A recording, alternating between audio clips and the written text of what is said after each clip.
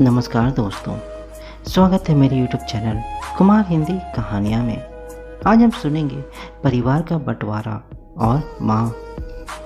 3 भाई और एक बहन की कहानी। एक घर में 3 भाई और उनकी एक छोटी बहन रहती थी।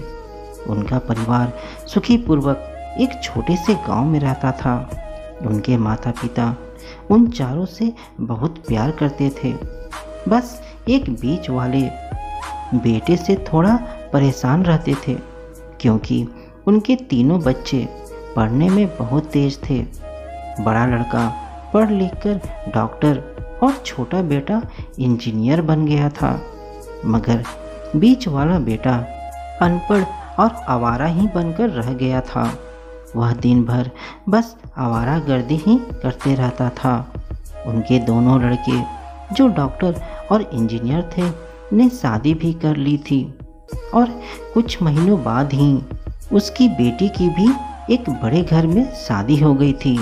मगर बीच वाला बेटा अभी भी कुंवारा ही था, क्योंकि वो बिल्कुल ही अनपढ़ था और छोटी मोटी मजदूरी कर बस काम करता था। इसलिए उसकी शादी के लिए कोई लड़की भी नहीं मिल रही थी। इस वजह से उसके माता पिता उससे बहुत परेशान हो चुके थे। उसकी छोटी बहन जब कभी भी अपने मायके आती तो पहले वो अपने उन भाइयों से मिलती थी जो डॉक्टर और इंजीनियर थे। अपने बीच वाले भाई से वह बहुत कम ही मिलती थी, क्योंकि वो उसे ज़्यादा पैसे नहीं दे पाता था। लेकिन फिर भी वह अपनी बहन से बहुत प्यार करता था। इस बीच उनके पिता की मृत्यु बीच वाले बेटे की शादी किए बिना ही हो गई। अब किसी के मुंह से बंटवारे की बात ना निकल जाए, यह बात सोचकर माँ ने अपने बीच वाले अनपढ़ और गंवार बेटे की शादी अपने ही गांव की एक सीधी साधी लड़की से कर दी। शादी होते ही उस अनपढ़ और गंवार बेटे को न जाने क्या हुआ, वह पूरा मन लगाकर काम करने लगा। अब वह पहले से कहीं ज़्यादा मेहनत भी करने लगा था। अगर कोई दोस्त उसे बुलाने आता तो वो उसे यह कहकर लौटा देता कि भाई, पहले तो मैं जैसे तैसे अकेला कमाकर खा लेता था, मगर अब मेरी शादी हो चुकी है। अब मुझे अपनी पत्नी के भी कमाना पड़ता है और फिर कल को आने वाले हमारे बच्चों के लिए भी तो कुछ बचाना पड़ेगा। इसलिए दोस्त, अब मैं तेरे साथ नहीं घूम सकता। यह कहकर वो सीधे अपने काम पर निकल जाता है। इधर उसके दोनों भाई आपस में ये बातें करते हैं कि हम दोनों तो इस गंवार से ज़्यादा पैसा कमाते हैं, इसलिए हम सब अब घर का और ज़मीन का बंटवारा कर लेते हैं और इस गंवार से अलग हो जाते हैं, क्योंकि अब वह हमारे बराबर कभी भी कमा नहीं सकता।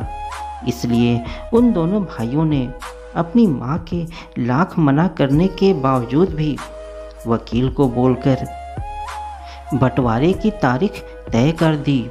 इसके लिए उन्होंने अपनी बहन को भी बुलवा लिया और अपने गंवार भाई से भी यह कह दिया कि आज तुम अपने काम पर मत जाना, क्योंकि हम सब आज घर और ज़मीन का बंटवारा करवाने वाले हैं। तभी उसकी बहन भी वहाँ आ जाती है। तब उसका गंवार भाई कहता है कि तुम लोग बंटवारा कर लो, मुझे जो भी देना हो दे देना, मैं शाम को आकर अंगूठा लगा दूंगा। तभी उसकी बहन कहती है, अरे बेवकूफ़, तू तो अनपढ़ का अनपढ़ ही रहेगा। घर ज़मीन का बंटवारा हमेशा आमने सामने बैठकर ही होता है। उसके दोनों भाई भी अपने गंवार भाई को उल्टा सीधा कहने लगते हैं। माँ भी उसे समझाती है कि बेटा, आज तू काम पर मत जा, बंटवारा तेरे सामने होगा तो ही अच्छा है। उसी वक्त वकील भी वहाँ आ जाता है। तब वकील कहता है कि आपका सारा हिस्सा मिलाकर 10 बीघा ज़मीन और आपका ये घर है। अब आप ये बताओ कि किसको कितना हिस्सा देना है, मैं उसी हिसाब से बंटवारे का कागज बना दूंगा। उसी वक्त उनका गंवार भाई कहता है कि वकील साहब, आप 5-5 बीघा मेरे दोनों भाइयों के नाम लिख दो और ये जो मकान है उसे मेरी बहन के नाम कर दो। तभी उसके दोनों भाई और बहन ने पूछा, तू अपने हिस्से में क्या लेगा? तब उसका गंवार भाई कहता है कि मेरे हिस्से में मेरी प्यारी माँ है ना। और वो अपनी पत्नी की तरफ मुस्कुराते हुए कहता है कि क्यों मेरी प्यारी पत्नी, मैंने कुछ गलत कहा क्या? तब उस गंवार की पत्नी अपनी सास से लिपटकर कहती है कि भला माँ से बड़ी वसीयत और क्या होगी हमारे लिए। तभी उसका गंवार पति भी अपनी माँ से लिपट जाता है। गंवार बेटे और बहू के इस प्यार ने जमीन जायदाद के बंटवारे को एक ही पल में एक सन्नाटे में बदल दिया। तभी बहन अपने गंवार भाई को गले लगाकर रोते हुए कहती है, मुझे माफ़ कर दो भैया, मैं आपको समझ नहीं पाई। तब भाई कहता है कि मेरी प्यारी बहन, इस घर में जितना अधिकार हमारा है उतना ही अधिकार तेरा भी है। और रही बात बंटवारे की, तो बंटवारा नहीं करने से हमारा जीवन रुक थोड़े ना जाएगा। क्यों करते हैं हम बंटवारा? क्या हम लोग एक साथ एक परिवार की तरह मिलकर नहीं रह सकते? जैसे हम लोग बचपन में रहते थे, एक साथ मिलकर रहने को ही तो कहते हैं एक अच्छा परिवार। और एक अच्छे परिवार को संभालती है एक माँ।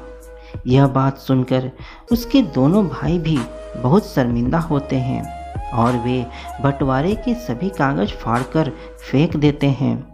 उस दिन के बाद से उनका पूरा परिवार खुशी खुशी एक साथ एक ही घर में और एक अच्छे परिवार की तरह रहने लगा।